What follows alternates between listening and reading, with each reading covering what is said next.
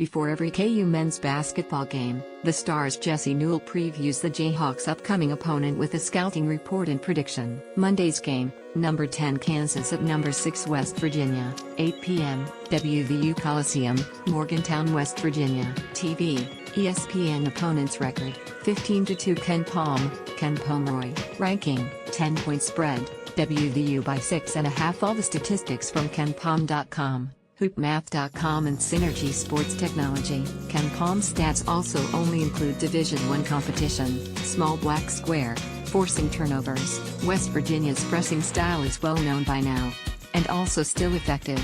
The Mountaineers are second nationally in defensive turnover rate and third in steal rate. Small black square, offensive rebounding. KU's biggest weakness, defensive rebounding, will go up against West Virginia's offensive strengths, as the Mountaineers are 9th in O-board percentage. Small black square, rim protection. Though opponents get a lot of shots in transition and at the rim against West Virginia, they don't usually shoot well in those instances. West Virginia ranks 10th in block rate, 22nd in 2-point percentage defense and 17th in shooting percentage defense at the rim. 3 weaknesses, small black square, fouling. West Virginia's defensive style often results in a high number of fouls, though the Mountaineers' defensive free throw rate rank 331st, actually is not as bad as some past years. Small black square, transition offense. It sounds weird to say this, because West Virginia's pressing should lead to some uncontested shots, but the team has a below-average rating in synergy when it comes to fast break efficiency.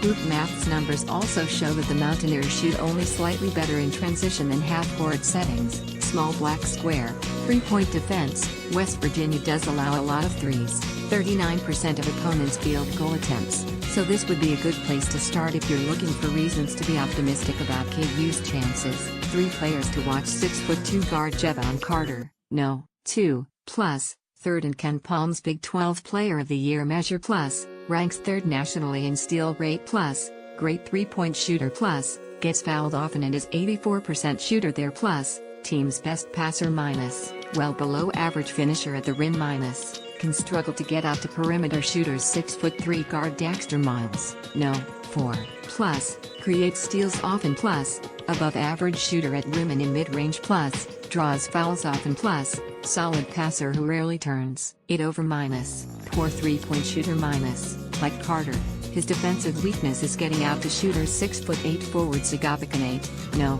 50, plus, elite shot blocker plus, strong defensive rebounder plus, draws fouls often and is 75% shooter at line minus, only a role player offensively minus.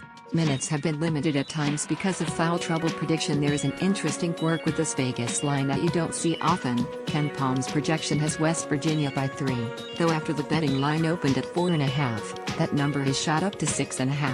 It's rare to get that much of a difference between the advanced numbers and bettors. Recent history obviously isn't with the Jayhawks. KU has lost 4 straight in Morgantown, with the last 2 decided by 12 and 16 points. At first glance, this also appears to be a troublesome matchup for this particular KU team too. The Jayhawks have one natural ball handler on the roster in Devonta Graham. That could be an issue against a pressing team, while the Jayhawks' lack of bench options also could come into play late against a Bob Huggins squad that rotates its players frequently.